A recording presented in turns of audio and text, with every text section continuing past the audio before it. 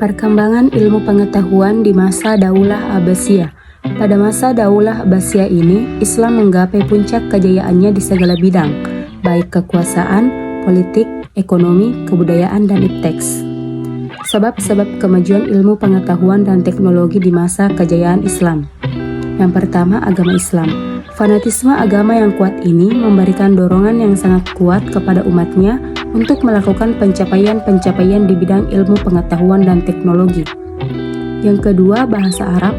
Semenjak pemerintahan Daulah Umayyah, pengembangan ilmu pengetahuan sudah dimulai, yaitu dengan menerjemahkan buku-buku ke dalam bahasa Arab.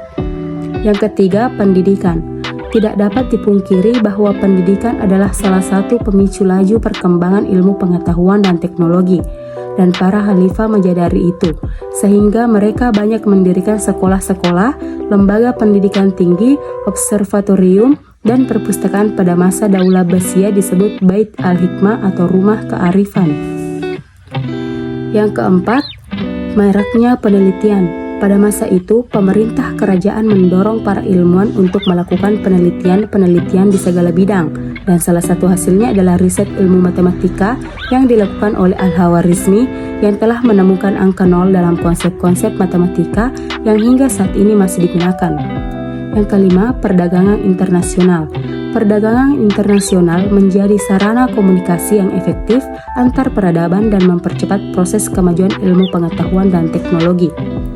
Yang keenam, pemerintah yang berpihak kepada ilmu pengetahuan.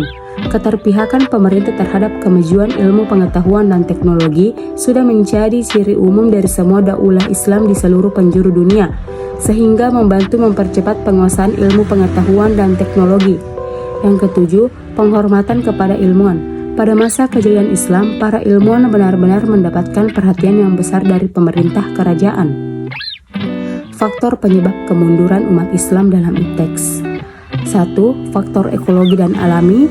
Kedua, adanya orang-orang yang meninggalkan agama. Yang ketiga, para penguasa yang lemah dalam kepemimpinannya dan tidak menjaga dengan baik wilayah kekuasaan yang luas.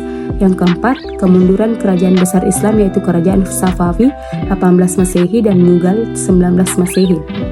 Upaya-upaya kebangkitan kembali umat Islam dalam ipteks. Kiai Haji Ahmad Khalil Ridwan menyatakan optimismenya bahwa Islam akan kembali berjaya di muka bumi. Ridwannya menyebut saat ini merupakan momen kebangkitan Islam kembali. Seperti janji Allah 700 tahun pertama Islam berjaya, 700 tahun berikutnya Islam itu, dan sekarang dengan mengalami periode 700 tahun ketiga menuju kembalinya kebangkitan Islam, ujarnya.